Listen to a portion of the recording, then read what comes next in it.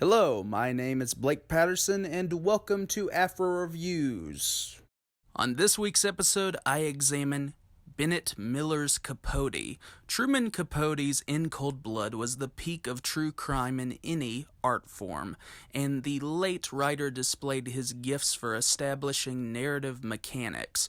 What fascinated me immediately about In Cold Blood was how he constructed Holcomb, Kansas, as this small, idyllic American town. The town, on the surface, felt reminiscent of a sitcom, yet it was a part of Capote's ingenious incorporation. Capote undermined the facade of the community with the tragedy of real life, and it was a radical feeling to read an author rebelling against mainstream conventions of the time.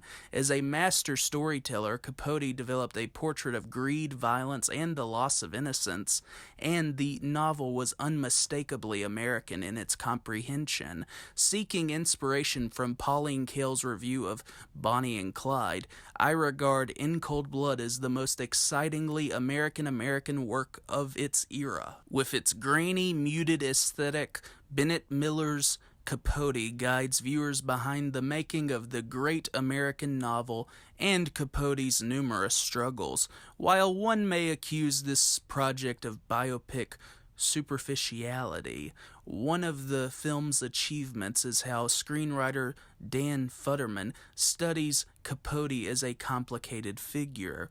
Capote was a literary genius, but he was also a self-serving exploiter. As brilliant as In Cold Blood was, Capote's success inspired the exhausting range of true crime documentaries and programs for the worse. After In Cold Blood, true crime became a sensationalistic genre where its makers desired to provoke fear into the mainstream. What once was a case of understanding the dark side of the human condition evolved into a self-righteous form of shallow entertainment. In terms of the acting, each performer is superb in their subtle channeling of these real characters. Philip Seymour Hoffman captures the arrogance, intelligence, and wit of Capote through these three characteristics. Hoffman, with the help of Futterman's excellent writing as well, builds Capote's vulnerable side as he learns a lesson from the traumatic experience. Hoffman encapsulates Capote as an overgrown child and as an isolated man. As alleged murderer Perry Smith, Clifton Collins Jr. performs the character with searching eyes and a haunted face, and his performance contributes to the overall pathos. The motion picture also includes marvelous work from Catherine Keener, Chris Cooper, Bob Balaban, Bruce Greenwood, Amy Ryan, etc. As a period piece, Futterman's screenplay and Miller's direction are not self-conscious about the era like many modern artists. If there is a popular reference, it pertains to Capote's life or one of his friends, such as Harper Lee.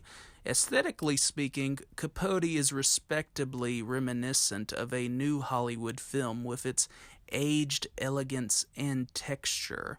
Miller paces Capote like a new Hollywood work with its methodical evolution in character. Michael Dana's score provides a gloomy atmosphere, but his epigraph is a haunting piece of music. As the credits roll, epigraph leaves as much of a mark as the movie's conclusion. While it refers to Gerald Clark's Capote, the movie never feels patchy in its translation from text to film.